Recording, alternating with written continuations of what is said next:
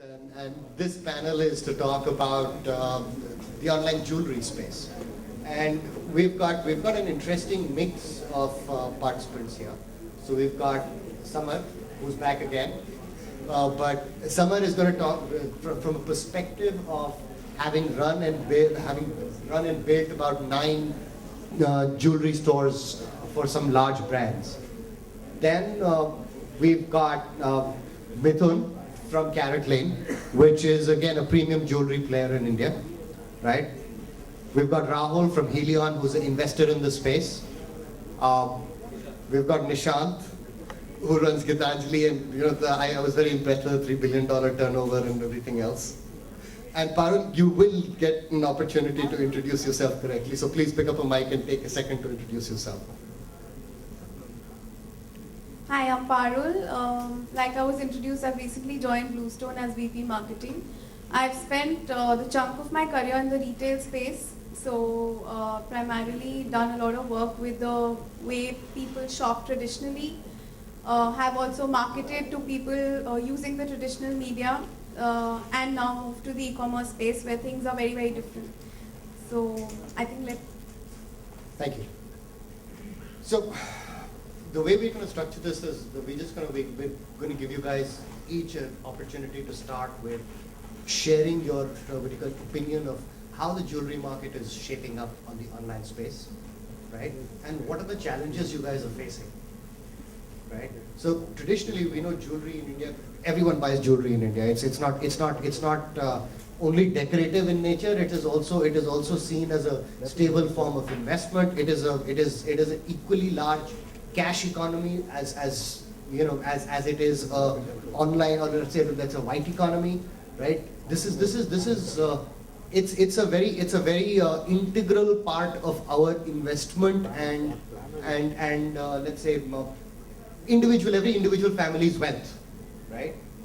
So I would really like to understand from you guys that one, how is the online market shaping up for you guys, right? And I'm going to start with Nishant because you're online and offline, right? And so for you, some of these things which might be challenging for a Bluestone or a CaratLane may not be as necessarily challenging for you. And you probably see both sides of the trend. So with that, I'll let you lead it. So with Gitanjali, the challenges are essentially, we are a big corporate house, right? So offline is, Gitanjali is fairly well known, has a good presence, and so we don't have challenges in the offline space. What we are seeing though in the online space is that every person now who's visiting our stores has actually gone to one of our brand websites and has actually done research, right? So that researching online, they are figuring out what designs are available, they go armed with information. They sometimes go and demand the same discounts that we give online to offline. So we're seeing interesting dynamics where we're seeing actually a reverse showrooming. Actually seeing people come research online, buy offline, right? My main goal is to convert some of those into loyal online customers. And there I think the challenges we are seeing is that people are still getting comfortable buying online. The presentation of the information, buying cycles that it takes, is definitely a challenge for us today. But it's an ongoing work in progress. Interesting. What kind of transaction sizes are you seeing? So this is a key thing, actually, right? Because what happens is as the price of the product continues to rise, the inhibition to buy online also continues to rise, right? Because there has to be at some point in time, it's jewelry, like it or not, is not necessarily the most standardized product. Right? I mean, it's not. I mean, we don't buy India, except for smugglers in 80s movies. I don't think we buy too many gold biscuits, right? But people are buying gold coins online all the time. Right, but other than gold coins being standardized and maybe biscuits being standardized, 90% of jewelry buying is not that, right? So how does that play out? See, on our own websites, our ASPs are fairly high, but we also sell on third-party marketplaces. So as a brand, we ensure that we are present everywhere. There the basket size is significantly, so about above 10,000 is our average on our own website. On third party is about half that. And thus the consumer profile is different on these sites. Products are the same, right? We ensure that we get good coverage everywhere. but the profile seems to be a little different. We tend to see people looking at sterling jewelry, which is more lower priced. Whereas fine diamonds and fine jewelry, we're definitely seeing third-party sites struggling to sell that. So marketplaces or each of these retail sites, they seem to struggle selling fine jewelry. So you're really not selling, let's say, a gold set online or a big solitaire online. Is that moving as well? We want to do solitaire as good as like Carrot Lane and the Bluestones too. I think our forte still remains sort of gold diamond jewelry, but that's sort of, we are now building product lines to suit sort of every price range. And one of the things we have also realized is that in the online space we have critical product gaps that we are now filling. So for the first time in Gitanjali, we are taking feedback from online space and actually reverse engineering and figuring out what products will sell only online. And so you'll start seeing brands coming from Gitanjali which will probably be only online at some point. Very interesting, very interesting. Mithun, let me flip this to you. Right, so same question, same take, just asking for your take on the space, the challenges that you're seeing, right? How do you address the core challenges, and what would the core challenges be for you? And I'd say start with how it's doing online. I think it's 4 years. It's doing reasonably okay. Good amount of traction. Would I think that 4 years back, if I had started a retail store offline, we would be at the same scale online as we are online? I don't think so. I think that in itself tells you that online is probably growing a lot faster than an offline store would build itself out on. Is the market? So what basically a lot of us are doing, there's Bluestone, Carrot Lane, Jules Cart, to some extent Gitanjali. What all of these brands are really doing is market making right now. I don't think there was a ready market available for any one of us out there, and the better that each one of us gets, the bigger the market's going to get for the rest of us as well. And we are creating a niche. I don't think we are necessarily going out there and snatching from offline, but we're definitely creating a niche out there which is growing at a significantly faster pace than what offline today grows at. Challenges are very similar to most online businesses for us as well. Higher value, as you go higher and higher in value, the clumsiness of the transaction is a problem. It's not clean still in India, because right from the payment gateway to the delivery, which is the from the post decision experience as such, is not the greatest. You'd want it to be a lot more efficient than it is right now, and those challenges are there. But if you ask me, I started 4 years back, and in 4 years it's evolved a lot, and I have full hope that in 4 years forward from now, this, which is like the burning question in every conference that you sit on, will not be a question anymore at all. Interesting. Parul, you're relatively new to the space, right? But obviously you bring all of Bluestone's cumulative knowledge. I mean, must have been, right? So what is your opinion? So there are challenges in this space. And while Mithun has pointed out, I would say before you go to challenges, how is it growing? How is it growing? How the numbers look? we're seeing significant growth, and the scenario looks pretty positive. Since our ASPs are higher, it's also not a very grim situation to be in as with respect to fundraising. One can actually look at a time where you're gonna break even in the near future and start doing some business. Of course, that is the business side of it. Now, when you reach out to the consumer, I think with jewelry as a category, the biggest challenge that anybody would have to face would be the trust of the customer.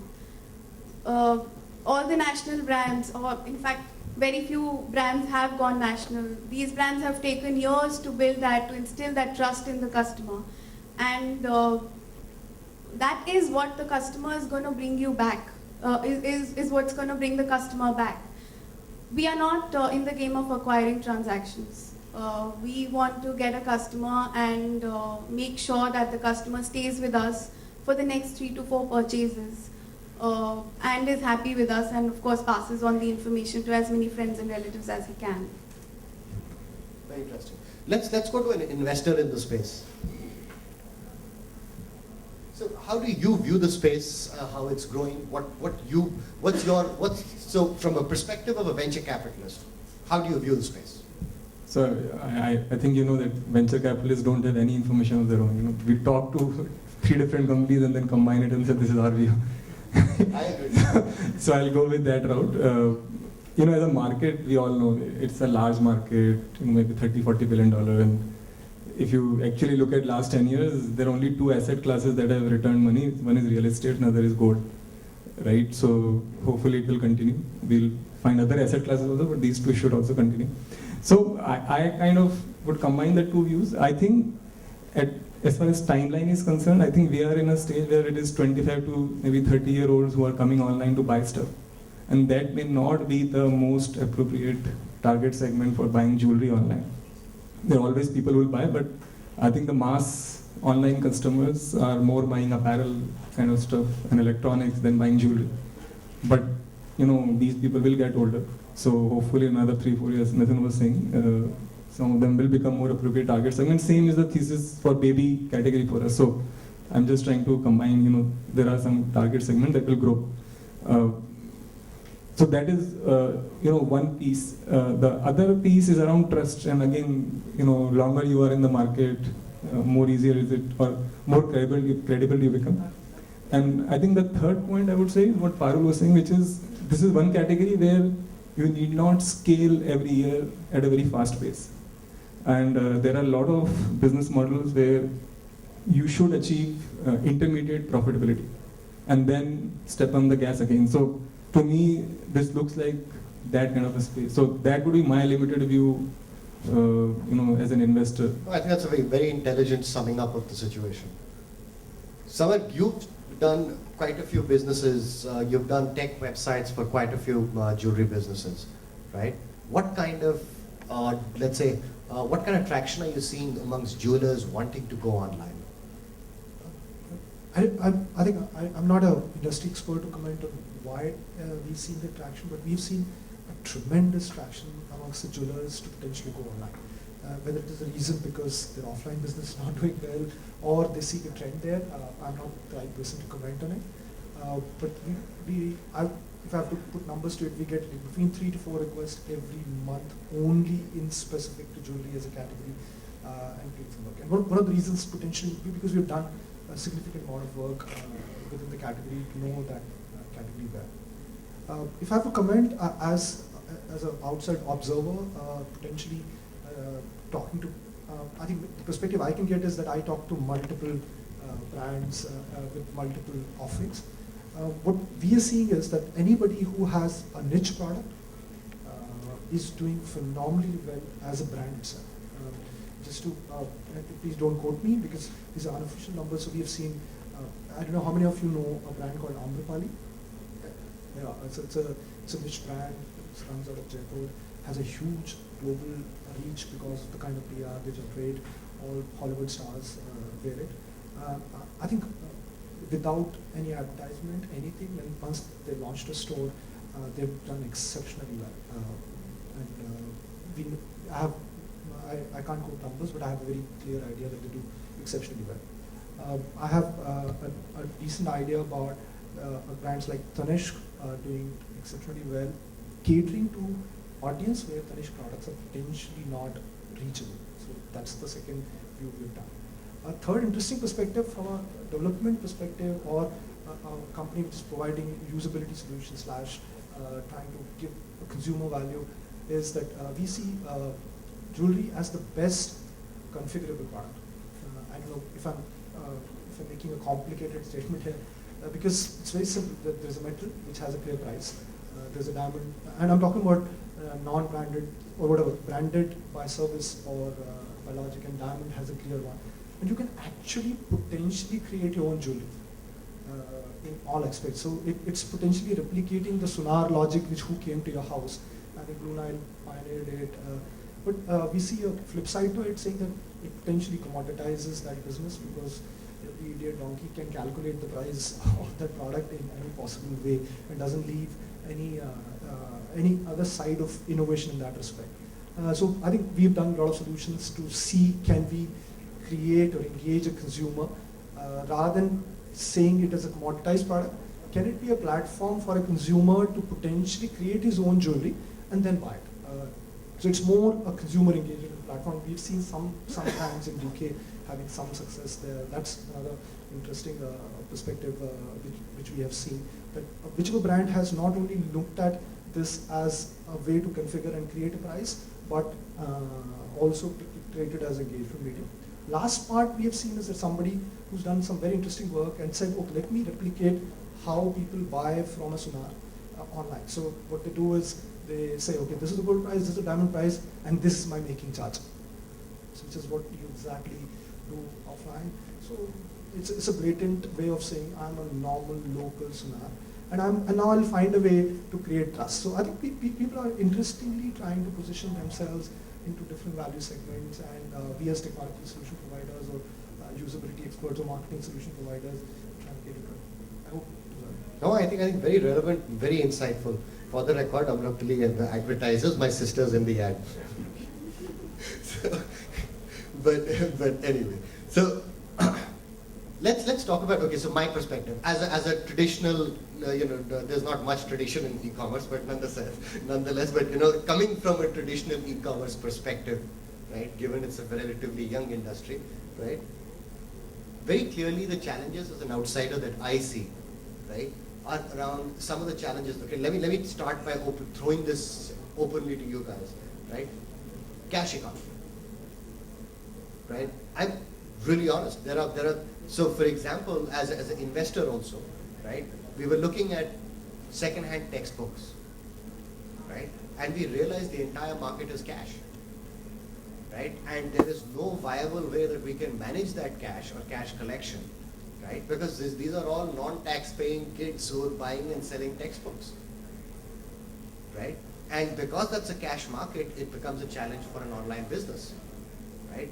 Now jewelry in India is a large part of it is a cash market.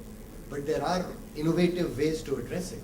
Have you guys come up with something interesting that you'd like to share, or is there any innovation in that space that you guys have seen globally or anywhere else? Anyone?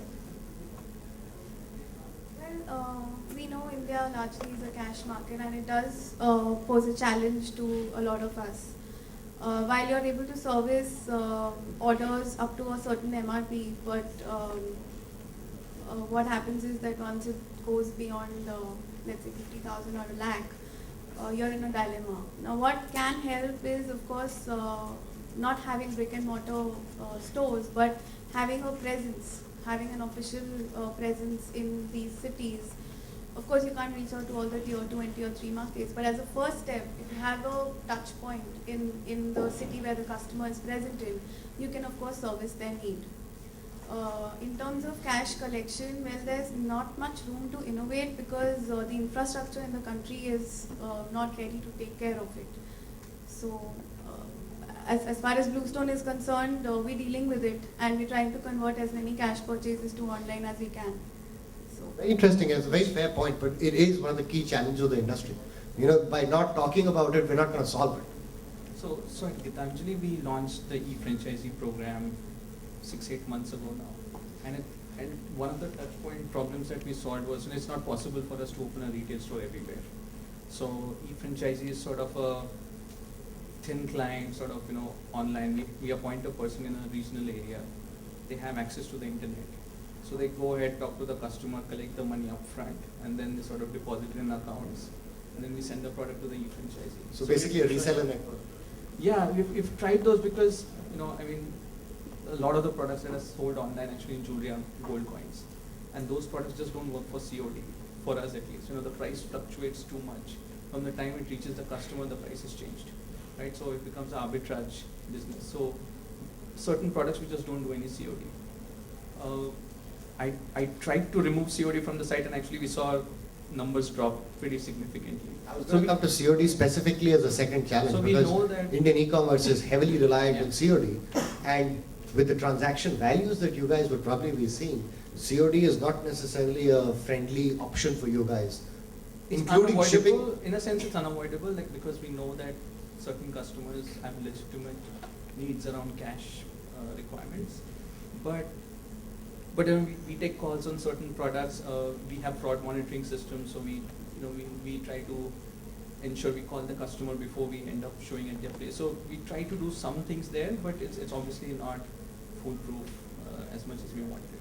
So as ASPs rise, right, how do you ship? I mean, there are literally very few logistic providers that I know of that accept packages beyond 25,000.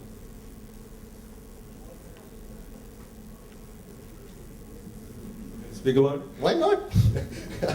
Well, I think if you're in the jewelry business, you know there are sufficient. That's not a problem. Yeah. So you use a local courier network? How does it?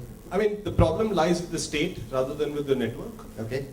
There are enough networks available to tap into, and we deliver products. The most expensive product we've sold on our site is a ridiculous amount. I won't even get into that, but the delivery of that was not a challenge as such. And beyond, I mean, if you end up going beyond a certain value, you can even send a person to deliver it. I mean, So we do that. Yeah. We send You send a people, person. if it's a lakh and above, it's cheaper sending a person. So we actually did that once, but that's the only time we experienced such a high value order on COD. I mean, Right. none of us left that night because we were worried what's going to happen. But our version of high value was 1,80,000 for a watch. So we sent a person from Gurgaon all the way to some city in Orissa to deliver that one watch and come back with that cash. It would have been cheaper than sending it by Yes, courier. absolutely, absolutely. How do you guys also comfortable with this whole space on the COD front? Yeah, see, in the online jewelry space right now, the average bill value ranges from, let's say, 10 to 15,000. So the cases that are of very, very high value aren't very frequent, they're rare. And if we are required to go the extra mile and fulfill the order, we will do so. So, of course, there are ways to service it. To sum this up, I think she'd agree with me. We would rather be focused right now on acquiring On the more mass. customers than worrying about this thing, because there are some decent players who are doing a reasonably decent job. Yes, there are some notorious states where we have a problem with it as such. That's India. I mean, that will evolve. And there were 29 states, 28, 29, keeps changing every month. But we had 10 states which were giving us a hard time before, and now today we have 6 states which are giving us a hard time. So this is evolution. It's going to be there. I think if we as businesses are learning e-commerce yet, it's unfair to expect that the government is going to learn any bit faster than us at all. Yeah. That I completely agree with. Yeah, so I don't think in terms of delivery, there are 5 or 6 guys. If you guys want to know, we can let you guys know about it, and you won't have a problem figuring it out. That's not So the problem. that brings me to our next question. So trust, consumer trust, right? If you look at it, I mean, in my head, the way I'd broken it down was 1, infrastructure challenges, 2nd, vertical consumer-led challenges. I mean, really, if you want to accelerate this industry, there are just 2 things that you can work on, right? One is making sure the people who are transacting, it's easier to transact for, right? Which was why my questions around cash, COD, logistics, these are the things the hygiene factors that allow an industry to grow, right? And then there's the fact that you build trust, right? Same thing happened in the e-commerce space. People took different approaches to it, right? How are you guys thinking of enhancing that or accelerating that particular? So what are the uniqueness of building trust in the jewelry space that you have learned and you think you would like to share? So one way of building trust is, of course, over the years. The number of years you've been in operation, and if you display it, generally makes people believe that you're a How does trustworthy Bluestone? player. Now, in e-commerce, since everything is accelerated, what we've discovered is that the online audience today refers to testimonials, refers to feedback posted about you, and believes it, and would instantly build a perception about your brand. So that's one way to do it. The other way is, of course, reaching out through traditional media as well. When I say that, I actually mean PR, where you're being written about for the right reasons, and people read about you. Also, these companies, if they're started by young individuals and are and are operated by professionals, there's no harm in showcasing that. So, there's a certain pedigree from which these professionals come from, and there's a certain thought process. There's a market change or an initiative to change the way people view jewelry as a category. So once you communicate these things to people, one is hopeful that they start trusting you soon enough. In fact, there have been very, very interesting experiences with us. We have customers who've written to us and said, it's one of a case where somebody was refunded some 60 rupees because there was a very minor weight difference in what we service. So this person wrote to us and he was wowed and he said, oh my God, is this Kalyug? Is this really true? So that's the way you build trust. You pay attention Excellent example. to the very, very Excellent minutest detail. So Nishant, Gitanjali is bang opposite in terms of muscle, right? You guys are really big, right? Carrot Lane and Bluestone are relatively young players. You guys have been established for a long time. You're one of the world's largest players, right? You probably don't face as much challenge about the Gitanjali brand trust, but how do you acquire customers online? Is it different for you? Do you also feel that even despite the Gitanjali brand, there is still a trust deficit that you need to get the consumer to transact, right? Or, that you have no challenges on that? So our challenge is mostly conversion online, right? So from a traditional advertising, we are omnipresent, like we're pretty much present everywhere. I think though in online, Gitanjali is still learning. I think from a marketing perspective, we are nowhere close to, Carrot Lane and Bluestone in where they are in online advertising. So I think that's a learning curve that Gitanjali is catching up on. With regards to trust from the customer, we've never had issues because of just the offline store presence is there, so we haven't had issues there. But most of it has been around, I'm ordering this stuff from Gitanjali, but will it reach me on time? So we are more around the transactional piece of sort of the experience right now. So really what you're saying is that while you guys don't have a trust challenge from that perspective, The product there is still a confidence gap in the consumer's mind on the hygiene factors that might affect it, vis-a-vis just walking into the store and buying it. So even the hygiene environment really is not been completely addressed like today a Flipkart has done for e-commerce, right? Everybody knows that if you have to order XYZ, right, this is the benchmark, and any site that is good will deliver it in the same time. Yeah, I'll give you an example. The immediacy factor in jewelry sometimes is there. We have had customers who come and ask us, is this product available right away? And there are times when we now direct them to a store, right? Because I'd rather have them buy a Gitanjali product than actually, they don't want to wait. They say, I want to spend, my husband had got an extra bonus, I want to buy it right now, right? So there are times when we actually say, go to the store. Right now, from online perspective, you don't get credit for that sale, but ultimately, you rather cannibalize yourself, right? So we are okay with them going to our own stores and buying it. Take an example, Tanish. I think trust comes from Tata's as a brand. Is one way. Gitanjali has its own story of the way they built the brand. It's been driven by personalities, and that's the way trust is built. And that's how the brand moved. And I think, I don't know, I would like to ask Nishant, is the conversion rate for their stores very similar to a conversion rate for Claire's or whatever is the equivalent brand in the US? We cannot compare it to a store because a store is an assisted selling model. The third thing what we have seen is that the rest of the market has been, let's call it the non-branded, unorganized market, has been driven around the trust being created by the intermediary, which is the local goldsmith, or it's potentially, even for a brand, it's the salesman which is sitting there, and people develop that relationship with that salesman because it's a very, very high level purchase. And we have seen some people doing some very, very interesting innovation to potentially empower the integrity. So I think maybe Nishant did mention about the e-franchise part, and we've been involved in developing the internet strategy. So I'm going to sit a little bit, but I'll leave it to him to share the same.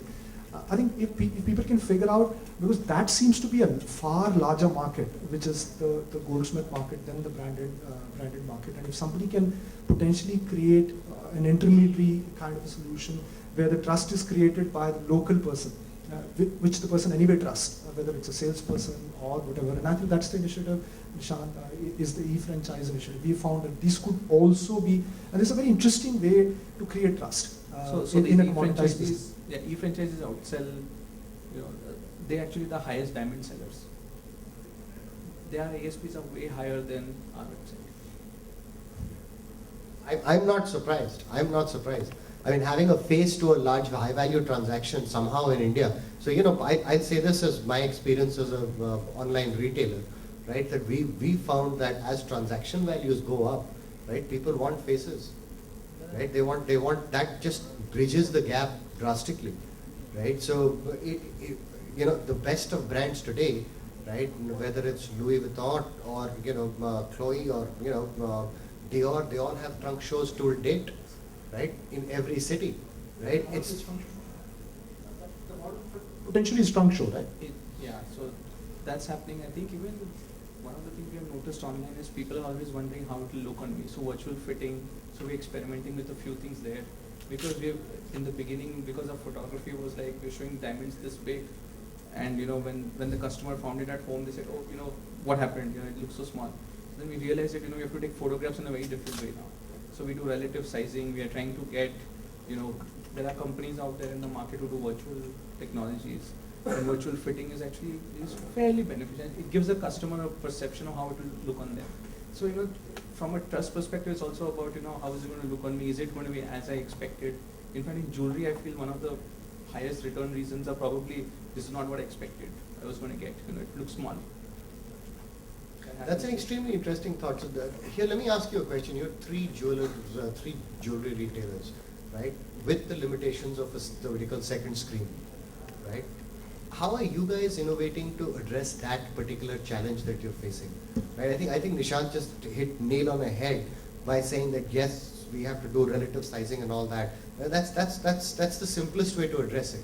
Have you got some innovative thoughts around how this challenge can really? So in the apparel retail, they've addressed it with user interfaces being slightly different, larger blow-up boxes, right? 5 different snapshots on a model from different vertical perspectives, right? Giving them a feel of what it is, right? But that's still for a 1,400 or 1,500 rupee price point, right? Now you're talking 10x of that, right? And the volumes are relatively lower, so you don't have to worry about kind of bandwidth requirements or simultaneous transactions crashing your sites. So is there some innovative stuff that you're looking at in that space which is interesting, or innovative trends that you've seen in how to display jewelry better, right, that you think should be shared?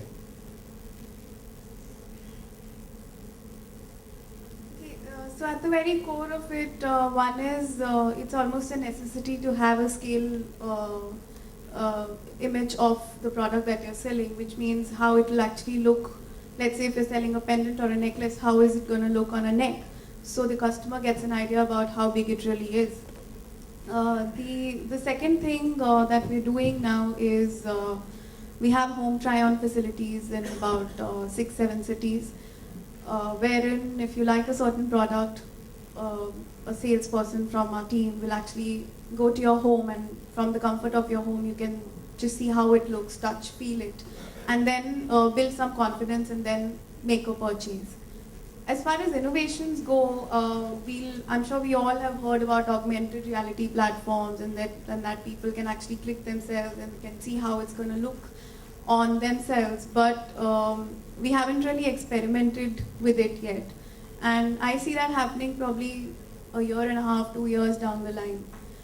One is because the technology is not very, very involved. The facilities that one is made available, the facilities that are made available to us they aren't very seamless.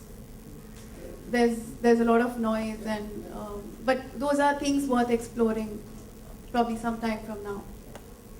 We've done the thing which you talked about where you can put the jewelry on yourself. We've done it for a website called eTailing. Have a look at it. So it allows you to put the jewelry on yourself. It allows you to share that jewelry on Facebook so that you can take comments from your friends and then potentially. So it makes it social versus this thing. I think I agree with it. Am I very happy that is the technology as close to reality? I think I would say another 7-8% to go, but it's better than zero. So it takes it to 92. In that respect, I would recommend that if it's reasonably available, people should try it. I think we also found a solution for the size issue. We found a solution where you put up a credit card on the screen, map the screen in case your device was not identified by anybody, and you can see ring sizes going down. Otherwise, on larger screens, rings look like bangles, and you can't match it to your ring sizes. So we've done a few stuff, and we've seen. Have you measured the results? Yes, we have. We've seen between 15 to 20% conversion rate lifts against a consumer using it versus not using it on the current conversion. That's a huge jump. Yes. That's a huge jump. 20% lift on Conversion rate on the existing conversion, which are pretty low. That's a huge jump. I tend to agree with Parul on it.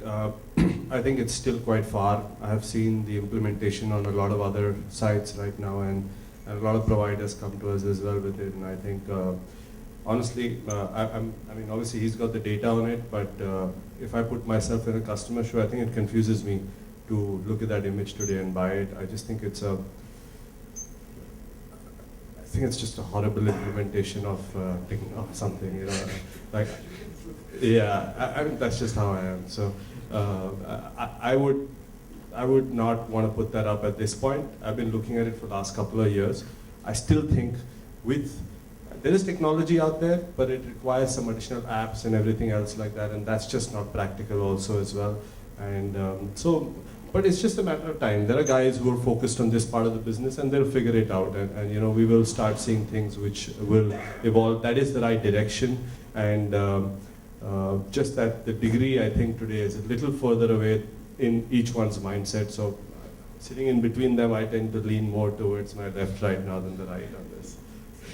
I think the current scenario of apps that exist, the current bouquet of apps that exist, more have an amusement value to them rather than really usability. So we don't want our customer to get amused by just the app and they're not commercially robust. That's fundamentally what you guys are saying. But that's fair. I like your innovation of home trials, right? I think that's a really cool innovation, right? I'm sure there are other ways. You're grinning from ear to ear. Did you do that first? Huh? Did you do that first? Please tell me. Customers benefiting, that's what. No, so as an idea, I like the concept of home tryouts per se, because suddenly you're bridging a lot of gaps that the online challenge has. But then it has its own limitations because there's just so many places, and how do you manage, let's say if I'm sitting in Delhi and that inventory, then it can't be centralized. I have to have the immediate operational challenges, right? So you need bifurcated inventories, you need to replicate or patient timelines, right? One of the two. Scalability is a problem. Right, so there are challenges. So any other innovative thoughts like that which you think would really help? I've never practiced, but one question I have for all three of them is, how much of your traffic comes from mobiles or mobile devices? Great question. Actually, very little as of now, about 10 to 12%. How about you? Okay. So I think, to me, just like fashion, this is a browse category, not a search category.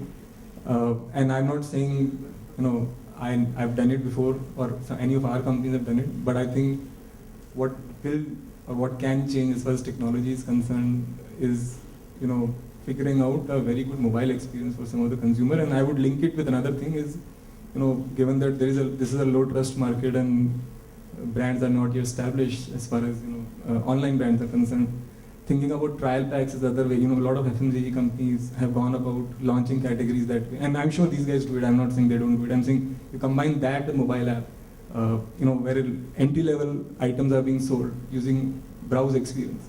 I think that can change the game of the industry. Again, given the age segment of the population that is currently online, which is 20 to 30-year-olds. But it's a theoretical construct, not that anybody has proven it. No, it's an interesting thought. It's an interesting thought. We haven't touched upon low-value jewelry or artificial jewelry at all, right? Because most of you guys are high-value retailers, right?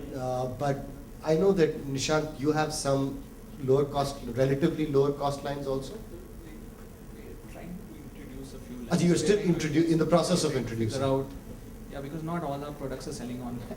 You know, Yeah, no, that's there a are fact. gaps- So there are gaps the in average the- ASP in India, right, for an online product is in the 1,000 rupiah range, right? It's 1,000 rupees odd. We don't have any credible And offering there. exactly, right? So even if you look at average basket values, they'll be sitting at best at 1,200 to 1,400 rupees. And I'm talking for all e-commerce outside of travel, right? So very clearly your categories per se are sitting in a different league, right, from where the averages are actually sitting, right? There are upsides, the margins are deeper,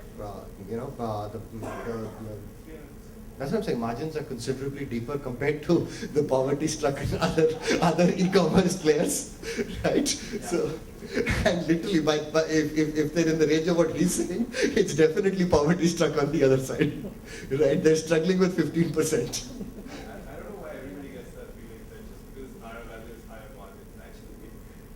So actually, okay, so I'll tell you what. So from my experience, the reason I believe that they're higher margin is because, okay, so I'm not an expert in the jewelry space, but from what I understood, anything with stonework in particular, right, typically has deeper margins than what you call most stuff that you'd see on other places. Other places, it's commodity. So I know that gold and plain gold and silver doesn't have as much margin, but anywhere where you have stones and you're charging for the design. So a lot of low. So in the US, let me talk about what I do know. Right, I don't know much about high value jewelry, right? But I do know that in the US, for example, a large part of what is moving is designed low to medium cost, good looking stuff. Right? It doesn't need to be high value in terms of its actual making material. If it's gold plated, it moves just as fast as vertical anything else. Right? So it's a question of what it looks like. People are buying for the appearance rather than people buying for the investable value. Right? And those price points somehow coincide a lot closer, right, to your typical appetite to buy online. Right? Therefore, they've been able to scale their businesses significantly. Right? And that's where the perspective that I'm coming from, that at the end of the day, right, we're not seeing any of the higher value, I mean, you guys are all high value players, right? But have you guys considered strategies in that space? Or, I know you guys probably, you two will not, but Nishant is saying he's introducing some stuff around those lines. My belief is, I want to serve all customers. As the customer moves through the journey of starting to buy online, buy something cheaper, then moves at a later stage in life, gets engaged, buys something more expensive, then anniversary. So the customer journey is something that personally I feel that is something we need to take care of. So if this customer is buying, say, $1,000 product somewhere, right, from a small brand which we have never heard of, right, and there's a chance that someone is going to upsell their product line over a period of time. So our thinking is, we already provide sort of products across the demographic range, across all price ranges. But online is an interesting challenge, and there are, like I said, there are gaps in our product line that we just feel that we can have some control over there as well. So we'll introduce specific products just for that. Any last famous words from anyone before we throw this open to questions?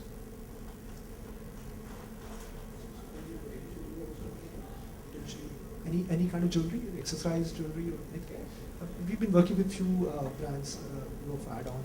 It's an accessory brand, absolutely nothing to do with precious jewelry. And we've seen significant traction. We've seen some brands specifically being made only for online business and not precious. And the reason is exactly being the same, which is the design.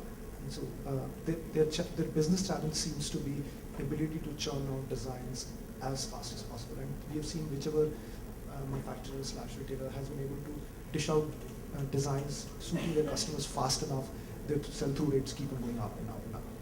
And I know that, and not know in specific what is the challenge of doing that, because I'm not a manufacturer in any possible way, but we've heard it's challenging for them to keep on doing that. So, that also brings me to, you talked about Amrapali. Amrapali, for example, has done pretty much what, so they've tried to take away from the price of the materials going into it. So today they're silver, which they do gold plating on, which they do other stuff on, right? The tribal look stuff, right? They're replicating Purana Kam in silver, and it's moving really fast, right? And because they're charging for the design work, they're not even quoting what the weight of the goods are in that, right? So they're actually taking away, they're just saying this is a designer piece for this much, you like it, take it, right? And then ASP is higher than what, right? So where I'm coming from is that there's an interesting place that can be created. And are you guys seeing any trends in the space, or are we still saying that, okay, plain Jane, keep it simple, keep it, till it gets to a certain volume before we do something else? Keep it simple, and let's go to questions. I think it's a different business, it's a different model, and there is enough space for everything. If I did Amrapali does, I don't think Rahul's going to invest in me. I don't think he's here for me to create a 0.01% market share. He would want me to build something which is significantly larger, and I think that business functions for a different reason altogether, and this business has to function on a different level and a different place. So I don't think that has any correlation to what any one of us are trying to create over here. Wonderful, wonderful. I also think you'll confuse the consumer, as in, you stand for two very different things. So trying to just think of going to an offline store and saying that I can buy I trust that guy with the gold that he's selling, and I'll also buy a designer piece which is not even gold. I don't know what it is, but it is a designer piece. So I don't think that happens in offline space, and hard to replicate at this point of time in online space also. So again, the question is that we're saying that for India, this traditional model is the best model. It'll grow slowly, but it's consistently growing year on year. The challenges that we've been facing are gradually being addressed, and in 3 to 5 years, we should see wonderful blooming businesses in the space. Hoping sooner.